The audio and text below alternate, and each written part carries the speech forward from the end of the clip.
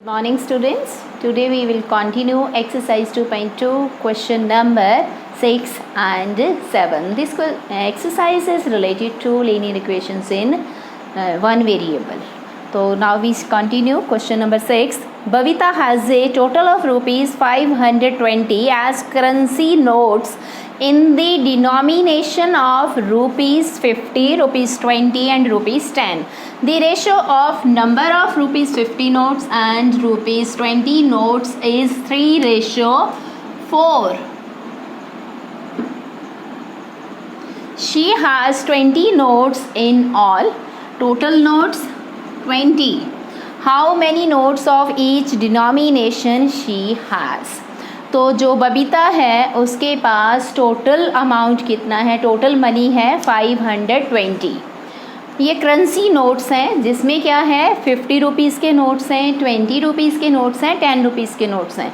अब अगर यदि 50 और 20 रुपीज़ के जो नोट्स हैं उनकी रेशियो है 3:4, तो टोटल नोट्स 20 है. तो हमने ये बताना है बबीता के पास 50 रुपीज़ के कितने नोट्स हैं, 20 रुपीज़ के कितने और 10 रुपीज़ के. तो इस क्वेश्चन में जैसे कोई भी पर्सन बैंक जाता है, वहाँ से पैसे निकलवाता है, तो बैंक वाले क्या करते हैं, उसको 50, 20 या 10 की नोट्स की टर्म्स में उसको अमाउंट दे देते हैं. अब हमने ये देखना है कि बबीता के पास 50, 20 और 10 के कितने नोट्स हैं. हमें नोट्स नहीं पता है कितने हैं, यहाँ अमाउंट हमारे पास गिवन है और टोटल जो नोट्स हैं 50, 20 और 10 के नोट्स को मिला के वो 20 हैं. इसमें 20 नोट्स में हमें 50, 20 और 10 नोट्स के बारे में कुछ भी नहीं पता. इसकी रेशियो गिवन है. तो रेशियो से हम सबसे पहले ले लेते हैं इसको, let number of rupees 50 notes. 50 रुपए के नोट्स हमने ले लिए 3x, 3:4 गिवन है. तो नंबर ऑफ रुपीज़ 20 नोट्स ये बन गए 4x. अब हमें ये नहीं पता 10 रुपए के कितने नोट्स हैं.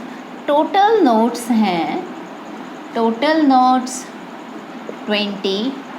तो टोटल नोट्स में से अगर यदि हम 50 और 20 नोट्स के सम को माइनस कर देंगे तो हमें पता चल जाएगा उसके पास कितने हैं 10 रुपीज़ के notes. So number of rupees 10 notes, total notes 20, इसमें से 50 रुपीज़ के नोट्स और 20 रुपीज़ के नोट्स को हम माइनस कर देंगे. सो 20 - 7x. तो इसका मतलब उसके पास 10 रुपीज़ के नोट्स कितने हैं, 20 - 7x. अब ये तो नोट्स हैं, ये हमारे पास क्या गिवन है, इनका अमाउंट गिवन है, इनकी वैल्यू गिवन है. तो अब सबसे पहले हम इनकी वैल्यू निकालेंगे, इनका अमाउंट निकालेंगे. So amount of rupees 50 notes, 50 रुपए के कितने नोट्स हैं, 3x हैं और कितने हैं ये 50.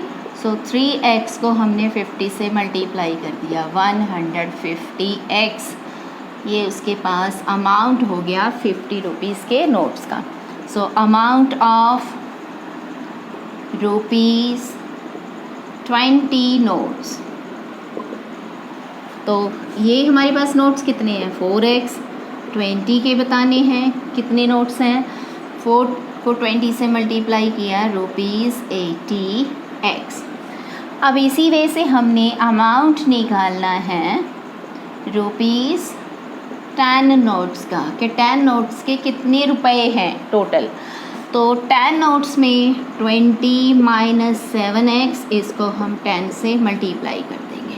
सो 200 - 70x, ये हमारे पास बन गया इसका अमाउंट. ओके. तो अब according to question total amount हमारे पास गिवन है 520.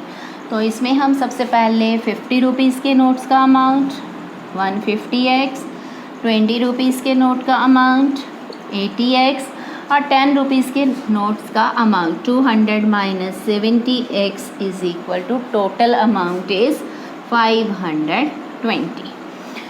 150 प्लस 80 230 में से हमने 70 लेस कर दिया 160x। अब 200 को हम दूसरी साइड पे ले गए 520 minus 200 so 160x is equal to 320। x की वैल्यू 320 अपॉन में 160 is equal to 2। It means x की वैल्यू कितनी हो गई 2। तो अब नंबर ऑफ ₹50 के कितने नोट्स हो गए हमारे पास? सो नंबर ऑफ ₹50 नोट्स, यहाँ 3x था सो 3 मल्टीप्लाई 2 कितने हो गए 6। And number of ₹20 notes 4 multiply 6 24। Okay 4 को यहाँ x की वैल्यू 2 है, 2 से मल्टीप्लाई करेंगे, 6 से नहीं मल्टीप्लाई करेंगे, ये कितने हो गए 8। अब हमने निकालने हैं नंबर ऑफ 10 रुपीज़ के नोट्स। तो 10 रुपीज़ के नोट कितने हैं? 20 माइनस 7x से 20 माइनस 7x सो 20 माइनस 7 इंटू 2 तो 20 में से 14 हमने लेस कर दिया। कितने आ गए ये नोट्स 6। अब चेक करेंगे टोटल 20 ही बन रहे हैं, 6 प्लस 8 14 प्लस 6 20 और 20 नोट्स ही गिवन है। तो देखिए स्टूडेंट्स कितना इजी है ना ये क्वेश्चन। हमने यहाँ स्टूडेंट्स की मेनली मिस्टेक क्या होती है, वो अमाउंट की फॉर्म में इसको चेंज नहीं करते हैं। जैसे 3x लिया 4x लिया 20 माइनस 7x लिया, वो डायरेक्ट लेके इसको ऐड करके 520 के इक्वल कर देते हैं। ये एक्चुअल में क्या था हमारे पास, ये नंबर ऑफ नोट्स थे, इनका हमें अमाउंट चाहिए था, इनका रुपीज़ में अमाउंट चाहिए था। Okay next question 7। The ages of Tanvi and Daisy are in the ratio 5:9. 8 years later, sum of their ages will be 86. What are their present ages? अब हमें ये नहीं पता इस क्वेश्चन में तन्वी और डेजी की प्रेजेंट एज कितनी है। तो अगर यदि हम उनकी प्रेजेंट एज को x मान लेते हैं तो हम अपने क्वेश्चन को चेंज कर सकते हैं। पर यहाँ पे रेशियो गिवन है 5:9, तो डेजी और तन्वी दोनों की प्रेजेंट एज फाइंड हो सकती है। Let present age of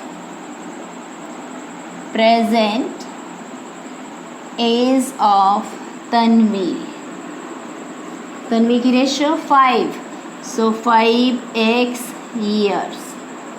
okay ये बन गए। And present age of Daisy 9x years। अब 8 years later 8 years later इसका मीनिंग क्या है, 8 साल के बाद। एज ऑफ तन्वी की एज कितनी हो जाएगी, 8 साल बढ़ जाएगी। पहले उसकी एज 5x थी, अब 8 years और बढ़ गई, 5x plus 8 years। Age of Daisy की एज पहले थी 9x, अब 8 years और बढ़ गई, 9x plus 8 years।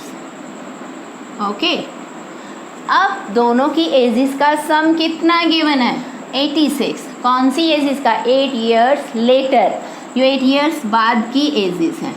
According to question दोनों की एजेस को ऐड कर दीजिए, 5x plus 8 9x plus 8 is equal to 86। 5 plus 9 14x, 8 plus 8 16। हमने 16 को दूसरी साइड पे ले गए, so 14x is equal to 70। x की वैल्यू 70 को 14 से डिवाइड कर दिया 5। ओके इसका मतलब तन्वी की प्रेजेंट एज कितनी बन गई 5 into 5। So present age of Tanvi is 5x थी, तो 5 इंटू 5 दैट इज 25 years। और डेज़ी की एज कितनी बन गई? Present age of Daisy. बिल्कुल इजी क्वेश्चंस हैं स्टूडेंट्स। अगर यदि आपने क्वेश्चन की स्टेटमेंट को अच्छे से समझ लिया है तो आपके लिए ये क्वेश्चंस बिल्कुल ही इजी हैं। कोई भी ऐसा क्वेश्चन हो, क्वेश्चन की स्टेटमेंट्स को 2-3 बार पढ़िए तो आपको उसका आंसर भी इजीली मिल जाएगा। And that's all students.